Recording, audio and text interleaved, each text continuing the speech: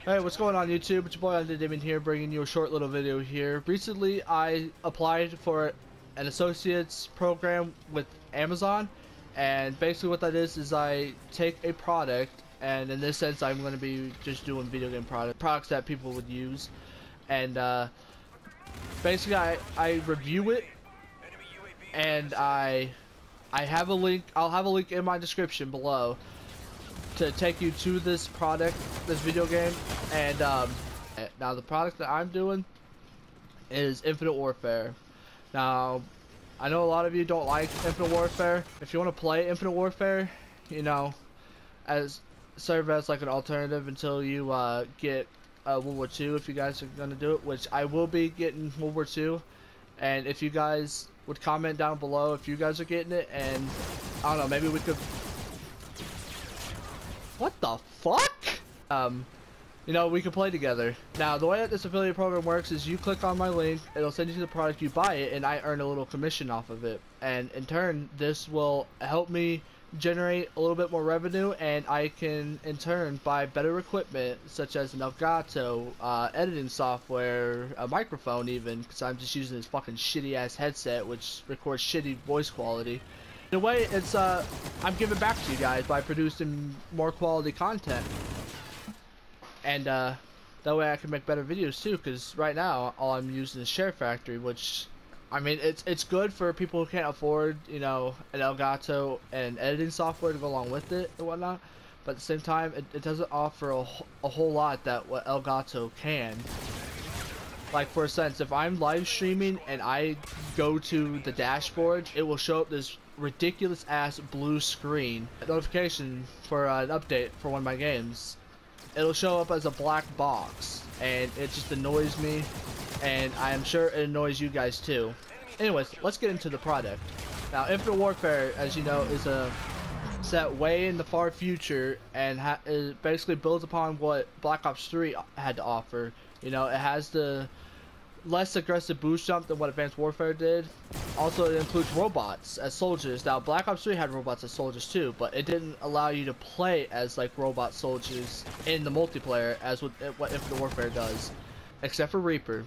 I apologize. Yeah, it has the boost jumping that Black Ops 3 had, and also includes robot soldiers. Him right there. I believe that is the Ethan character.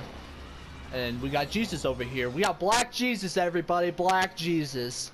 It's set in the far future with robotic soldiers included in the multiplayer and campaign, as with, I guess, Black Ops 3 did. I'm stupid. I apparently can't remember anything about Black Ops 3. It's been so long since I played that. Now, the campaign was actually pretty decent. I didn't have very high hopes that it would be very good, but I actually enjoyed it. The only unfortunate thing is that I wish that the veteran difficulty on the campaign was a little more difficult. I managed to beat the veteran campaign, get this, in about 6 hours. 6 freaking hours. Now, for any people that have played past Call of Duties on veteran difficulty, you will know what a struggle it is. Now, with Infinite Warfare, it's not as much of a struggle. It's actually doable, to say the least. It is very doable. Now, keep in mind, yes, the veteran difficulty was nerfed in a sense, but they added in 2 different difficulties. You got the specialist difficulty, okay? The specialist difficulty is where it's a little more realistic, kind of like with Black Ops 3, their realistic difficulty on their campaign, where you would basically die in about 1 to 2 shots. Whereas with veteran, you would die in about 3 to 4 shots. Anyways, with Black Ops 3's realistic difficulty, you would die 1 to 2 shots. Well, with specialist, it's about the same. Or, I wouldn't even say it's about the same. It's about the same as what a veteran campaign would have. And, where you would die in about 3 to 4 shots. But also, it adds in, that, you have to constantly be looking for stim packs, because the only way that you can heal in the campaign on specialist difficulty is with stim packs. These stim packs are basically you inject stim pack into yourself, and it'll basically give you health. And you know, that was a really cool concept. It made you be a little more careful, not run and gun type of person. I mean, if you, by all means, if you could run a gun in that difficulty and do just fine, by all means, go for it. But I mean, Beat Veteran Campaign like it was on fucking hardened difficulty or whatever. And I'm a run and gun type of person. I like to run. I don't like to take my time. I'm very impatient when it comes to that, and it's a very bad habit, to be honest. Anyways, also another thing is, let's say you're in one of the areas where you have to have a helmet. If that helmet takes too much damage, it breaks and you will die.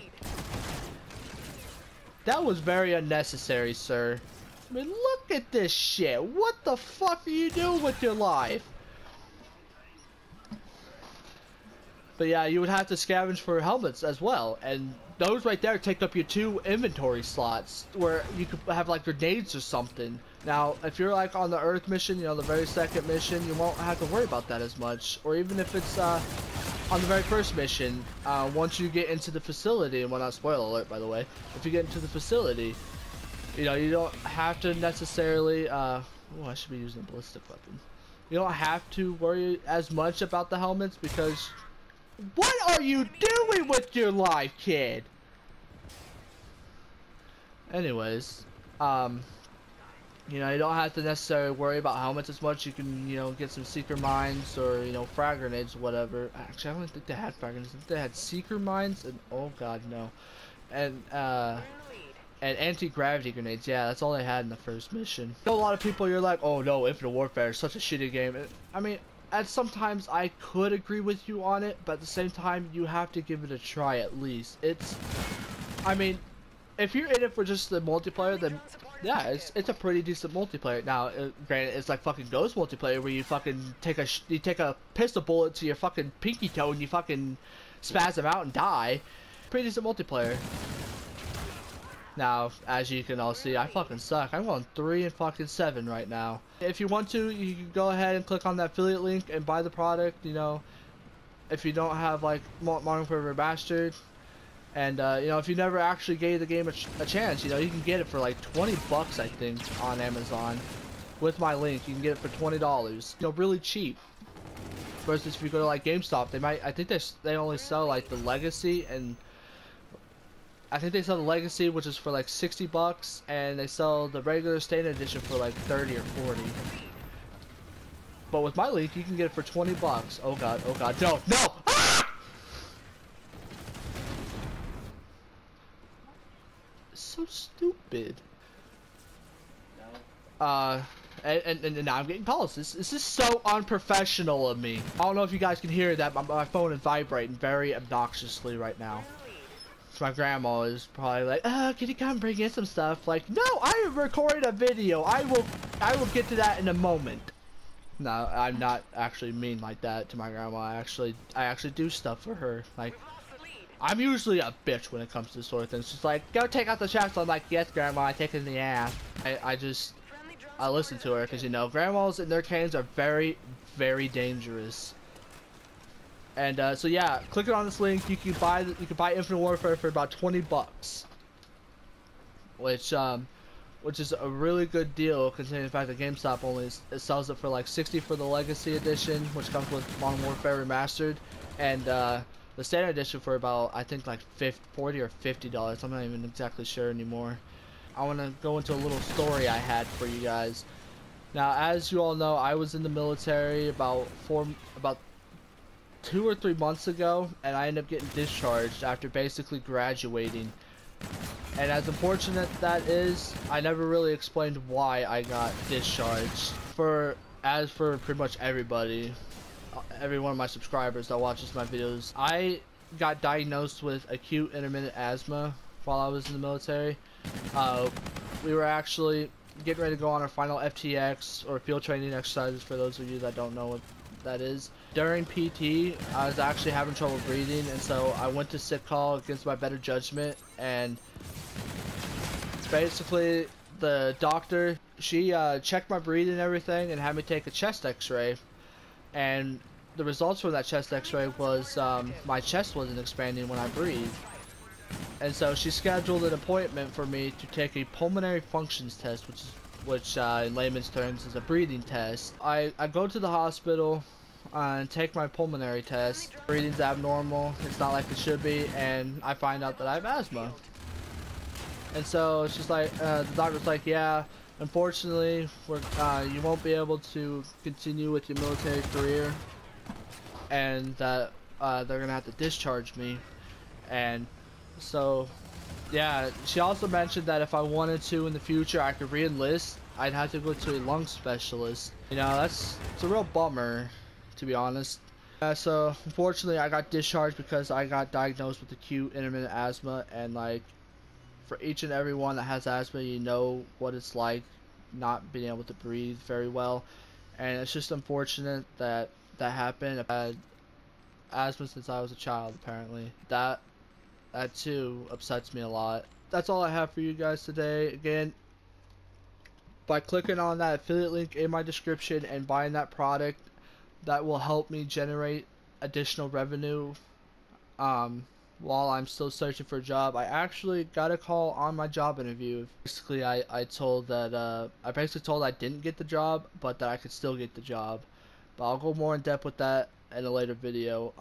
But clicking on that link and buying the product will help me generate additional revenue.